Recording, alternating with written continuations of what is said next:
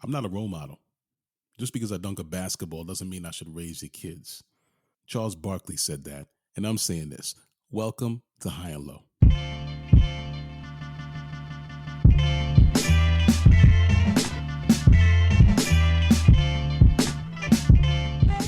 Good morning, good afternoon, good evening, and good night. Choose your own adventure. Whichever one's good for you. Welcome to the High and Low Basketball Show. Woo! That's right. The number one auditory NBA experience in the world. Yes. Whoa. This is episode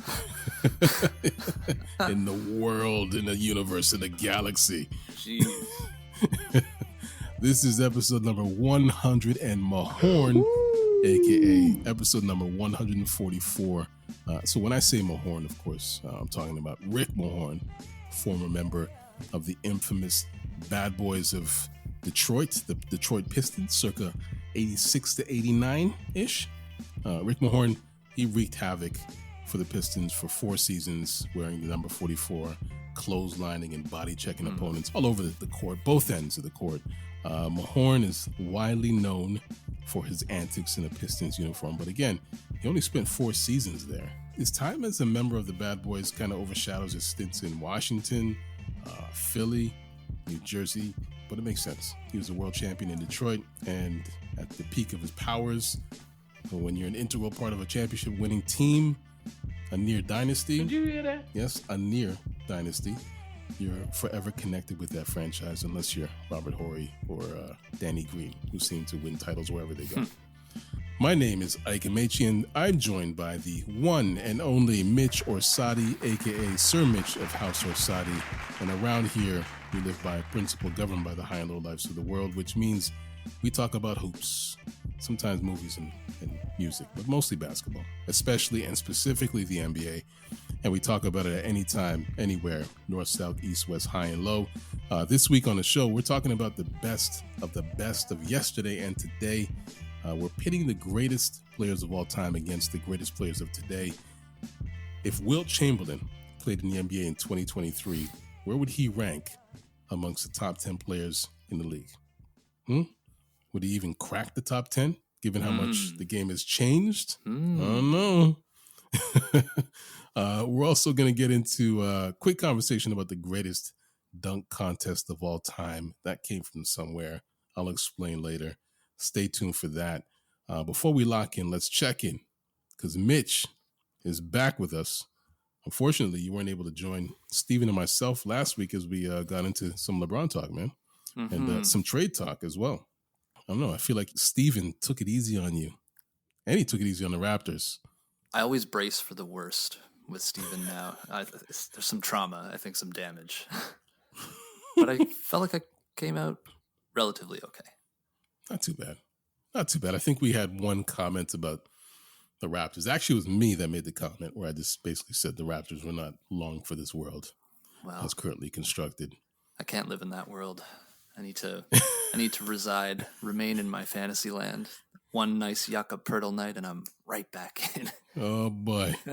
Listen, I only make that statement based on Masai Ujiri's words. I know. And they just scared me. I was like, wow. So counter to what he usually preaches, right? That's, I think, the thing. He's usually like, no, we're going to win here. You know, it's like, it's so positive, and this was just like, I don't know, felt deflated. Oh yeah. The fact that he used the words blockbuster trade. I'm like, wow, you were looking for a blockbuster. Wow. Okay. Interesting. Anyway, Mitch, I appreciate your time this week. Thank you for joining me. Listeners, thank you for joining us for yet another installment of the program. Another week, another episode, more NBA. So, of course, more high and low. This week in NBA history, Melo moves to Manhattan. On February 22nd, 2010, Denver Nuggets phenom, Carmelo Anthony was traded to the New York Knicks along with Chauncey Billups, Anthony Carter, Ronaldo Balkman, and Sheldon Williams. That's right, Sheldon Williams, ex-husband of WNBA star Candace Parker. More on her later. Carmelo and crew were traded to New York for Raymond Felton, Danilo Gallinari, Wilson Chandler, Timothy Mozgov, and a 2014 first-round pick, and of course $3 million in cash. It was a pretty busy day for Phil Jackson, who was the Knicks GM at the time, as he also moved a few other players in a trade with the Minnesota Timberwolves that night. The Knicks sent Eddie Curry and Anthony Randolph to Minnie, along with $3 million in cash. I don't know, $3 million seems like a random number, but anyway, they were sent there. They were sent to Minnie for Corey Brewer. But back to Carmelo for a moment. Carmelo Anthony was a bona fide superstar, as they say, at this point in his career. He led the Nuggets to the postseason every season since his rookie campaign, going as far as the Western Conference Finals in 2009. But his frustration with the team's inability to put together a supporting cast that would help him get to the finals, it kind of fueled this frustration, and then fueled the trade rumors that would eventually come to fruition in 2010. Melo would make the move to New York and would be met by a starving Knicks fan base that hadn't been able to... Hold on. Melo made the move? You shortchanging my guy Masai? That was Masai made that move, because he was going to leave anyways in free agency, right? He was out. That's true. I suppose it's semantics, but do you know what I mean? Masai made the move and then moved Melo. Well, Melo moved to New York, basically is what I'm trying to say. And he was met with open arms. The Knicks fan base, they were starving because they hadn't had a superstar of Melo's caliber since Patrick Ewing.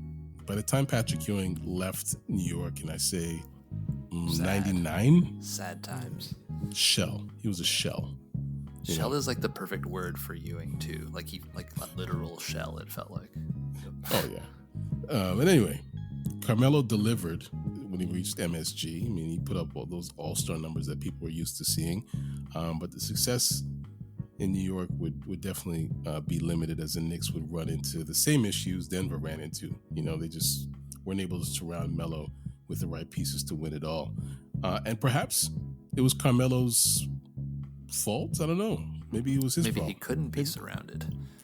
That's the thing, like Carmelo just has that ball dominant style of play. It's exciting to watch at times. I remember that first season, the game winners that he would hit. Yeah. Where they just run the ISO play in the last 12 seconds. A true big moment player. Yeah. But, I mean, does that work in the second quarter when you're just trying to... No, he missed a lot of shots. No. So, I mean, at one point, that sort of started to dissipate. The dazzling plays by Melo would eventually just become the point of criticism. Needless to say, it all fizzled out. And Melo was eventually traded to OKC, and the rest is history. Just want to circle back to Candace Parker that I mentioned. Sheldon Williams' ex-wife. So I know Hugo, Steven, and Sean usually break out into hives when we talk about the WNBA. They're not here, though. For not including me in that murderer's row. But it feels like the WNBA has moved into super team territory. I love it. Yeah. I mean, Candace Parker, she signed with the defending champs, the Las Vegas Aces, Hugo's team. Right. For those of you who don't know, Yeah. we once had an episode where we were talking about great names for potential franchises, NBA franchises. And Hugo was like, the Aces would be a fantastic name for an NBA team. And we're like, that already exists, buddy. Anyway, she joined the defending champs, Las Vegas Aces. She's a 2-time MVP. She's also won a couple championships herself, coming from Chicago. And she's joining former MVP Asia Wilson and All-Star Kelsey Plum, who was last year's All-Star MVP. Kelsey Plum's amazing. She's probably, I'd say, top 5 point guard in the WNBA. This happens around the same time that Breanna Stewart, another former MVP, left Seattle for the New York Liberty. Actively courted by Durant. And then he's like, all right, I'm out. And then he's out. Yeah, He's like, peace. he's like, come to New York, man. But hey, Breanna Stewart is now in New York. And she's playing next to one of the best players in the WNBA. Definitely a top 10 player, speaking of top 10s. Sabrina Ionescu. And she's also playing alongside my favorite player in the WNBA, Maureen Johannes. If you haven't seen highlights, go check him out. I'd actually prefer you to watch the game. What did you say her comp was when we talked about her a bunch of episodes ago? Ooh. Was it like Pistol Pete or something? She's definitely Pistol Pete Maravich-ish. Yes. Like a current contemporary comp is hard to say. Yeah. Hard to say. No one really plays like her in the WNBA or in the NBA. She's a slick passer, amazing ball handler. Yeah, like maybe Rubio at one point. I don't know. Dare I say? I mean, if you're looking at her passing, I mean, Jokic, Luka. Oh, wow. I mean, I don't know. I did tell you that she was my favorite, so might as well compare her to my other favorites. I can see the passing of Jokic though. That's not bad. Yeah, I mean, completely different positions on the floor, but I think that's probably the closest comparison. Just because her passing is probably the most impressive part of her game. Yeah. But anyway, super teams in the WNBA.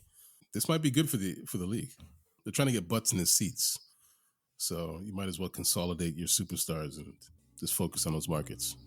That's a little something for the NBA history nerds. Things are certainly happening in the NBA today, so let's talk about it. Let's talk about something important. I have a question from Bigums in Thousand Oaks, California. Shout out to you, Bigums. Oh yeah, Bigums. I'd love to live in Thousand Oaks, California. Sounds beautiful. I'm telling you, man.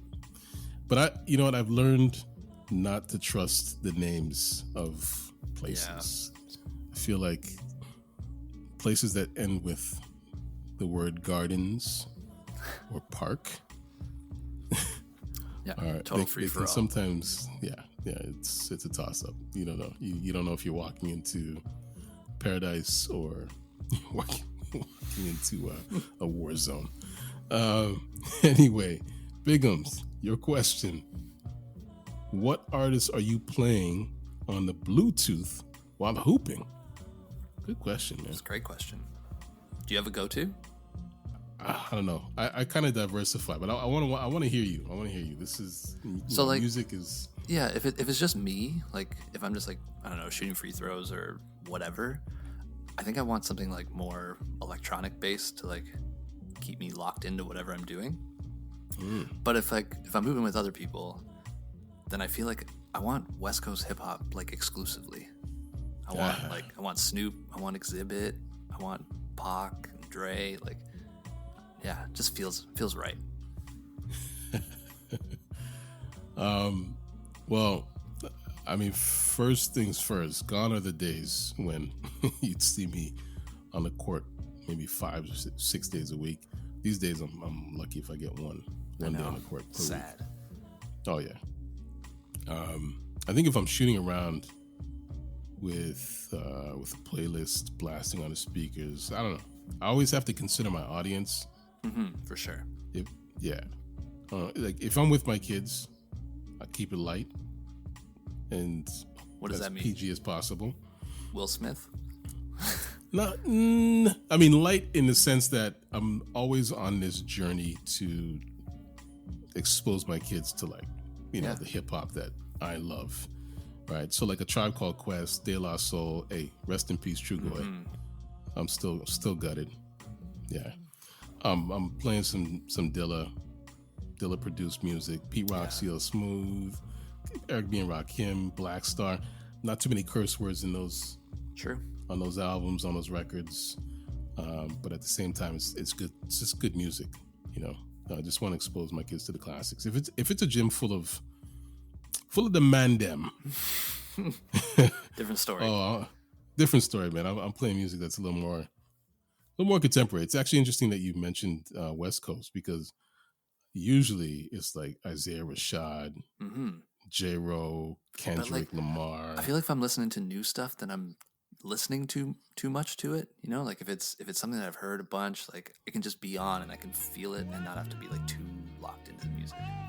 Hey, great question, Bigums, man. Anytime we get to talk about music, All right, you guys, what's next?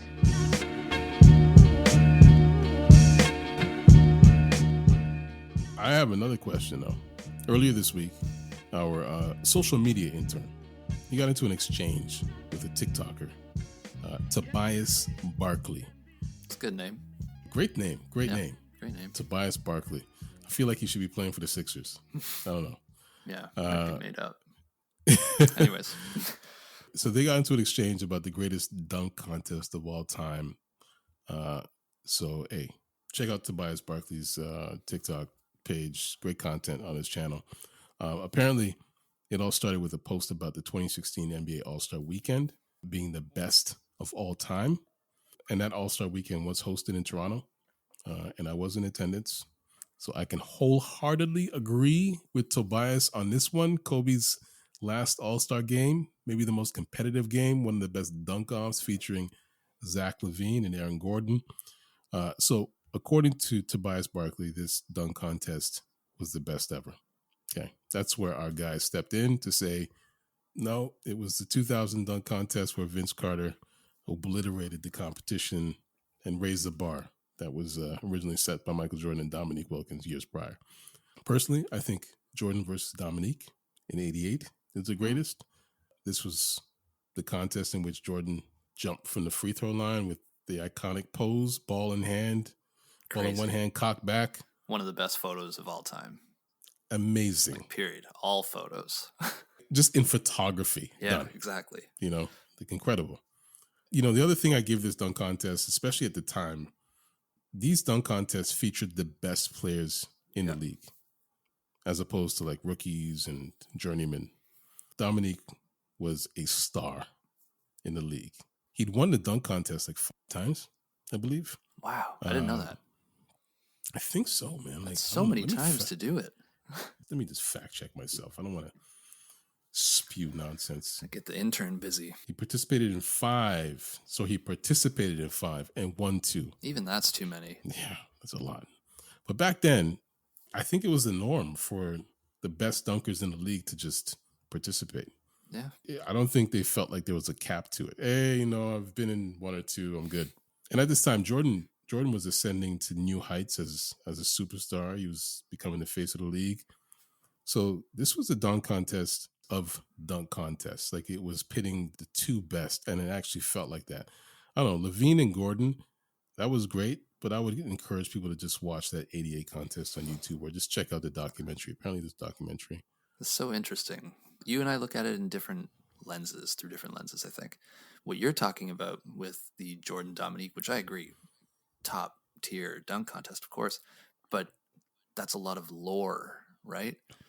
And for me, the dunk contest is about the dunks, and Jordan's dunk is crazy, iconic, of course, but like, we start talking about those other 2, it feels like a 2-horse race. Like, I don't even think the Jordan Dominique one is close, personally. Really? You don't think it's close to Zach LaVine and Aaron Those Gordon? 2, yeah. Because, dude, the dunks, just the dunks that were happening, that went to like what, 5 overtimes or 6 overtimes or something? Those guys were still pulling out crazy dunks. I think I dock that contest because of the fact that I feel like Aaron Gordon should have won that. I agree. So, okay, let me build my scene here. Because, again, I think it's just those 2. So on one hand, the Vince dunk contest, I think, is categorically number 1. Every dunk Vince performed looked like he could like have jumped higher or further. Like it looked effortless to him. And he was throwing it down so viciously. Like I couldn't believe what I was watching. Oh, like, it literally looked impossible, and it gave me my favorite dunk of all time. The arm in the rim is bonkers. Oh, like, goodness. That's insane. Like you can hear it when you watch it back. You can hear people being like, excuse me? Like the whole confused. Place is like, what just happened here? Exactly.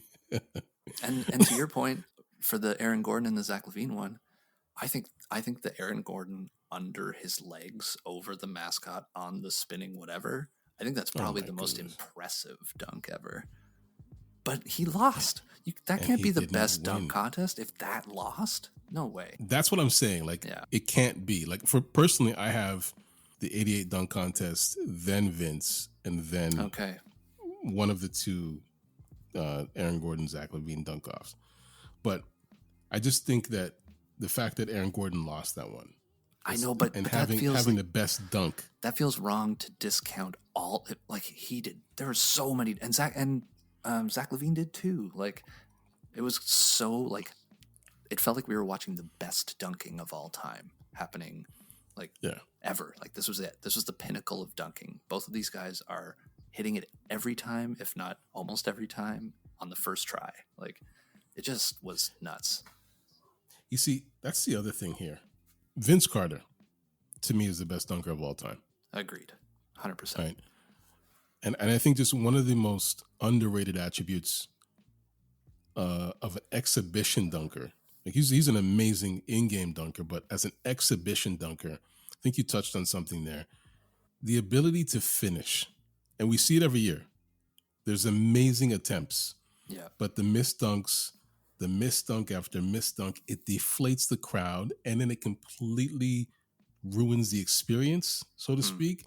And Vince was able to dunk with creativity, flair, and especially in that 2000 dunk off, he never missed a dunk. Yeah. And with force, like style, force, everything all combined, it was consistent. There were no second attempts. He kept the crowd buzzing.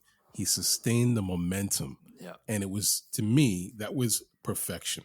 Like what we saw in 2000 was absolute perfection, but it was very one-sided.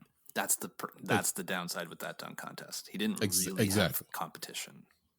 Exactly. Like could anybody ever compete with that? I don't know. No. Even Jordan or Dominique. Like maybe Dominique at his peak. Maybe, yeah. Maybe, you know. Dominique had better technical dunks. And I think if you put peak Dominique against peak But it looked like Dominique was really working for it though, you know. Vince made it look so easy. I don't know. I felt like he had another gear if he needed it. So you have Vince's dunk off in 2000, Vince Carter's. Yeah. Then Zach LaVine, Aaron Gordon, and then Michael Jordan, Dominique. Okay. And I also have Vince's greatest dunker of all time.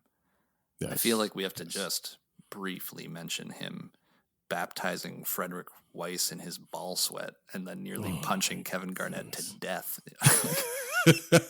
That's got to be one of the greatest moments in sports. Like, oh my God. And that was it all the same year. No. Was it not? No, was it? I think 2002. Wasn't Australia 2000? I'm fact checking. Summer Olympics. 2000. That was the same year, man. Oh my God. That was late. That was that summer. This guy just won a dunk off and then dunked over. Oh my God, I forgot that. Yeah. Vince owned 2000. He owned it. I think that's the year that actually saved Canada basketball, to be honest with you. Because the Raptors ascended as a result of Vince Carter's ascension. Yeah, it's true. Wow. All right. Well, shout out to Tobias Barkley for that one. Yeah, thanks, man. Good. That's got to be a record for how long I've positively talked about Vince also. Exactly. That's good, man. I like that. No small feat, Tobias. Well done. No small feat. Quick reminder to High and Low Lives, if you want to leave a question for us to answer on the show, drop a DM on TikTok and More High and Low, Instagram at Get High and Low. Put those links in the show notes for you. So, I don't know, feels like a good time for us to take a break. I don't have any nasty, dangerous, disgusting quip today. Near-death experiences? Near-death experiences. Yeah. Nothing. I got nothing. But I promise I have something for you next week. But for now, we're going to take a break. When we come back, we're going to circle back to the top 10. I was teasing it earlier, but we're really going to dive into this. We'll be right back with more High and Low.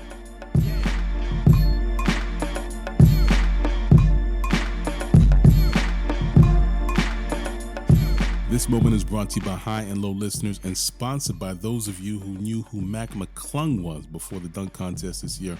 Shout out to you. This week, we asked you to share your top 5 NBA All-Star Slam Dunk Contest dunkers of all time. Yes, I know it's redundant, but you know what I mean. Bear with me. We heard from Yusuf in Syracuse, New York. He shared his list from 5 to 1, starting with back-to-back dunk champ in 02 and 03, Jason Richardson at 5, and another back-to-back champ in 15 and 16, Zach LaVine at 4. That's got to surprise some people. And then we got back-to-back finalists in 2015, 2016, Aaron Gordon at 3, and 2007 dunk champ Gerald Green at 2, and of course Vince Carter, the man they call half man, half amazing, at 1. Yusuf, I appreciate your picks this week. Thank you. Now let's get back to the conversation.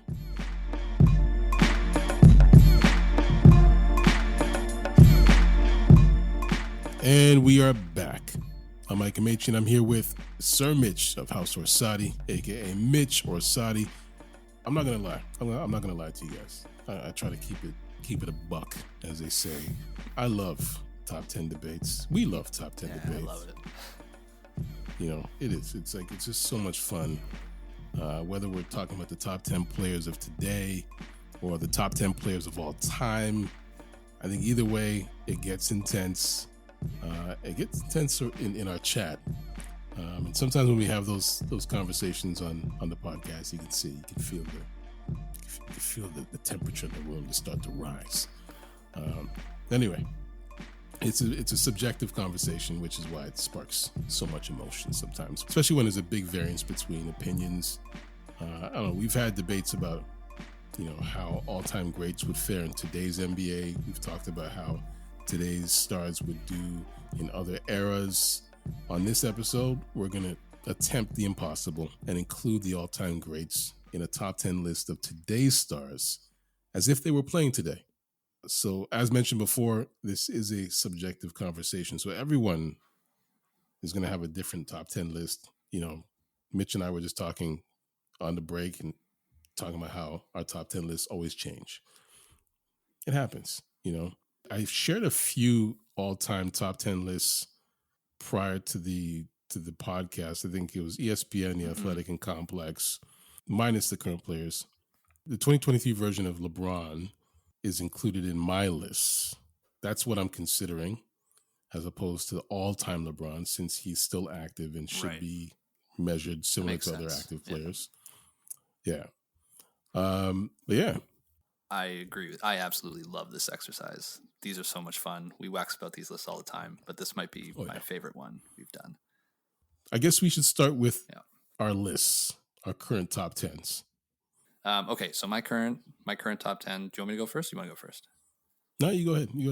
Okay. Floor is yours. Obviously, 3-time MVP Nikola Jokic. Number 1, Giannis, Doncic, Curry, Tatum, KD at 6, Embiid at 7, LeBron at 8. I got Shea at 9, and just to piss Steven off while also making him smile, maybe? I don't know how he's going to take this one. Give me Dame over Ja at 10. Dame over Ja. Oh, my goodness. Third leading scorer in the league. Damian Lillard. It might happen. I think. Did I talk a scoring title into existence? I was just about to say it. I was like, the only way we talk about Dame is if he wins a scoring title, and lo and behold, he's going knocking on the door. He is going for it. I have Giannis 1.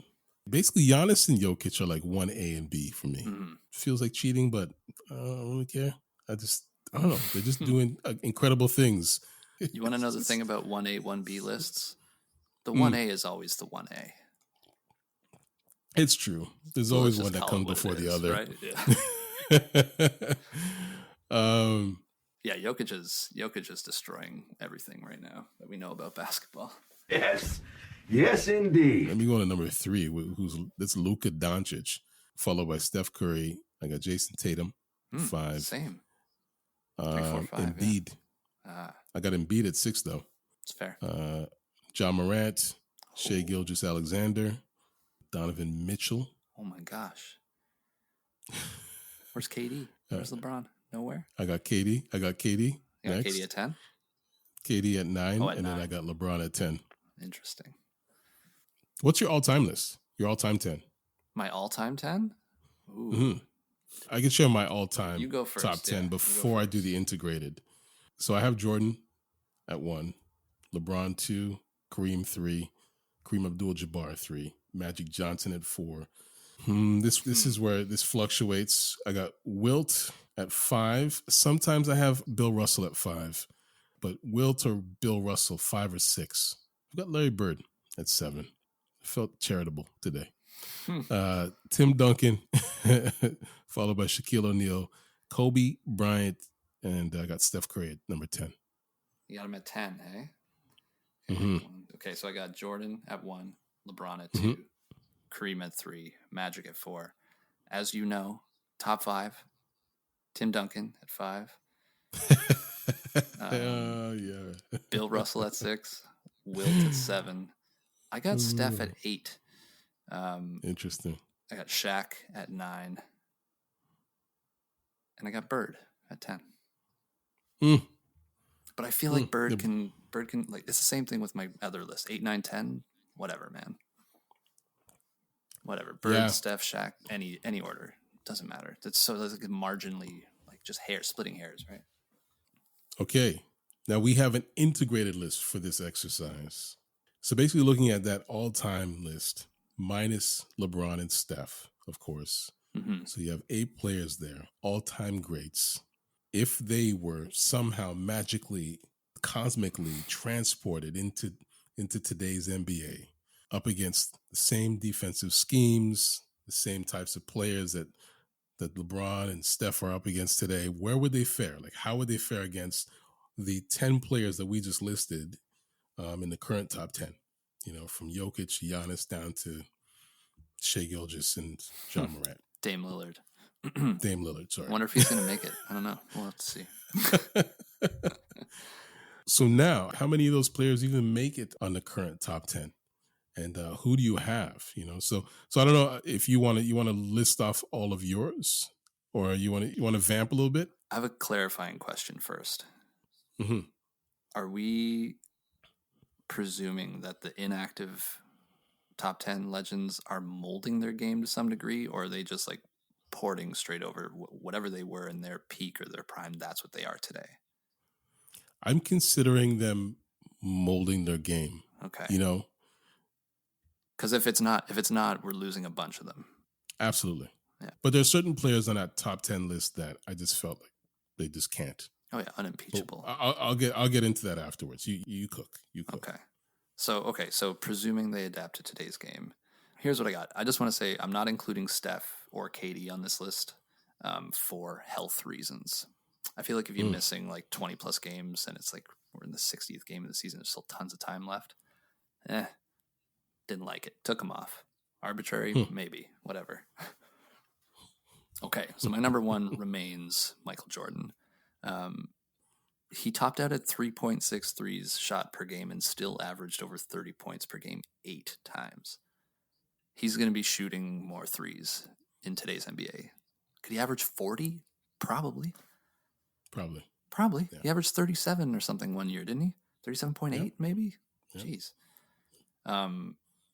It's 86, 87? Yeah. You want me to keep going or you want to go? I mean, I have Jordan at number 1 I feel like we both are going to have Jordan there. Okay. So the main clarification question came for this next couple folks here. Kareem. I think Kareem stays at 2 if he can put up 2 to 5 3-pointers per game. If he can be a moderate threat to shoot it, then Kareem can stay. If he can't, I'm not sure he stays on the list at all if he can't. Because he's just going to get chased around and, could be bad. But if he can shoot 3, then he can run the game the way he wanted to, right? This is where we deviate. So I'll let you continue. You go ahead. Who do you have at 3? Guess who I got at 3? I got Magic at 3. Because for the same reason. Another caveat 3-pointer, right? Like, Magic basically never shot it in his career. But if he doesn't have a 3-point shot in today's NBA, I don't know. Is it the same? Not even close, probably. Yeah, but he developed one later in his career. Yes, the like Jason, but he wasn't peak Magic, right? Like He wasn't peak Magic at that point.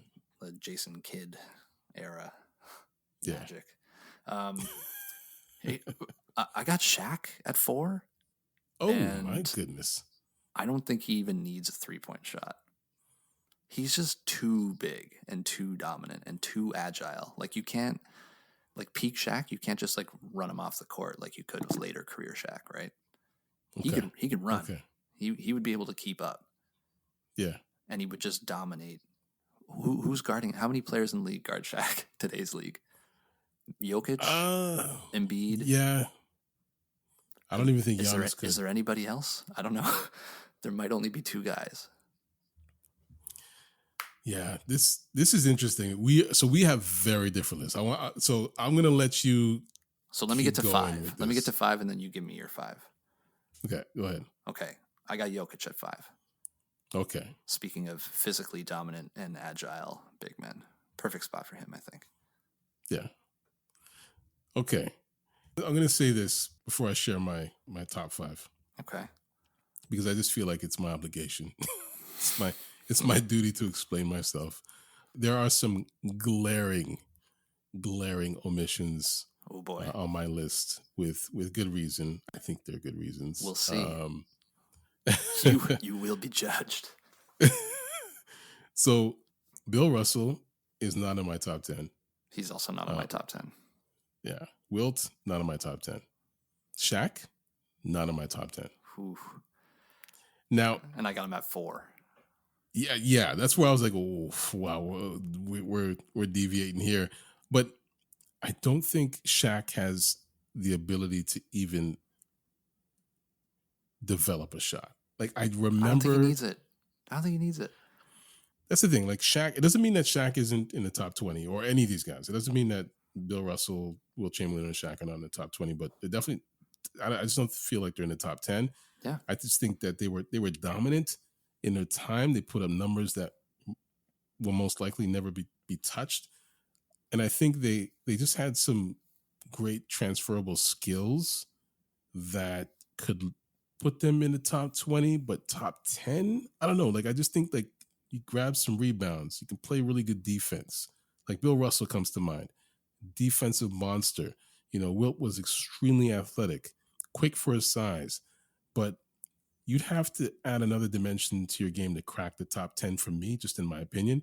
And I think in Shaq's case, I think you would have had to develop a consistent mid-range to be effective. For example, in the pick and roll, I don't know, man. Like even like just to add, because nowadays it's not just about rolling. You have to at least present the defense with the option of a pick and pop. I don't think you do. If you're Shaq, 7'1", 300, could sprint faster than you. I don't think you do.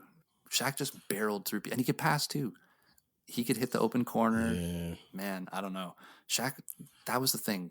Shaq, you could drop him into any era, and people are going to be like, pardon my bleep here, what are we going to do with this guy? Like, like, what do you do? We'll never see another Shaq again. Well, actually, I don't know, man. I agree. I agree with you.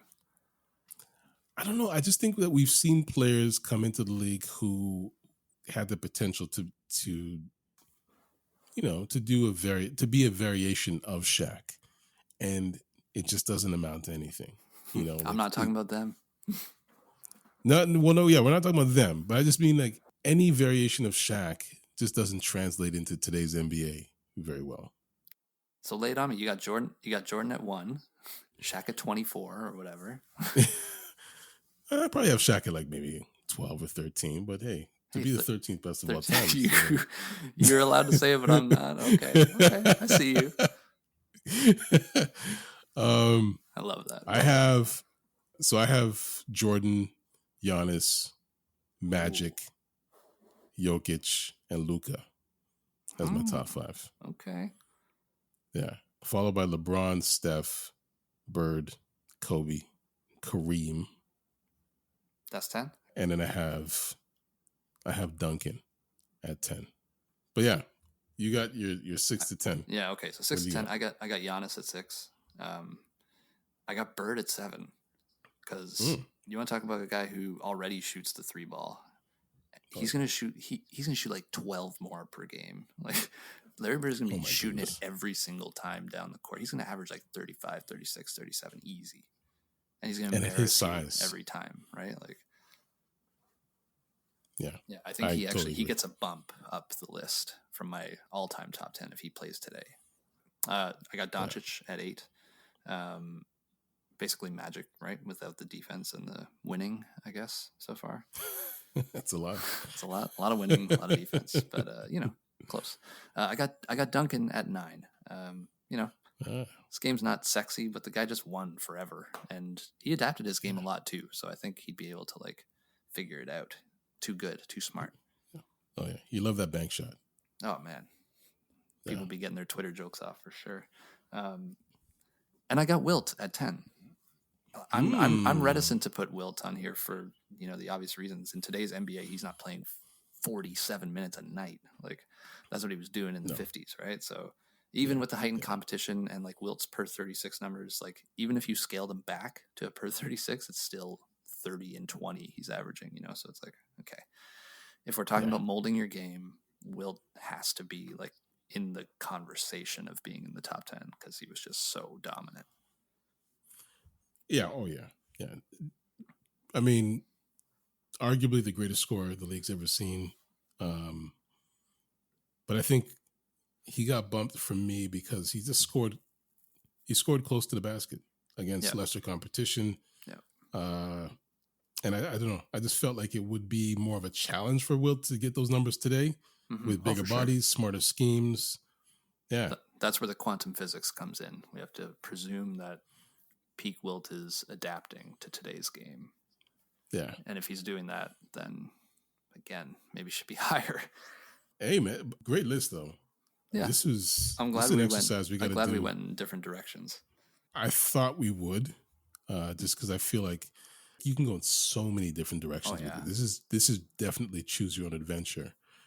Speaking of that. Why the fuck I can't shoot 3-point shots? That brings us to the end of this episode of High and Low. So thank you, Mitch. Thank you, Sir Mitch of House Orsatti. Remember to subscribe to High and Low anywhere you find podcasts and make us a part of your weekly routine. You know where to find us. We're on Instagram, TikTok, Twitter, YouTube, all those places. Look for it in the show notes. So where can listeners find you, Mitch? Firstly, I got to say, every time you say Sir Mitch, I'm alone here. I'm, in my house, but I doff my cap that I'm not wearing. Every time you say it, I doff my cap to nobody. Just a little background flavor for you there. You can find me over at Twitter at Thirsty Villain and at Raptors HQ. Yeah. Nice. Once again, music is by Live of the Enjoy Music Group. Enjoy Music Group. Enjoy that music. You can find Live on Twitter and Instagram at LYVE. Additional music is by Sonny Rockwell of The Goodness. Sound design is by Vonn+Abrahamm. This is a Vonn+Abrahamm podcast, just in case you didn't know. So on behalf of Mitch Orsatti, I'm Ike Amaechi. Thank you for listening to High and Low, and we'll talk to you next week.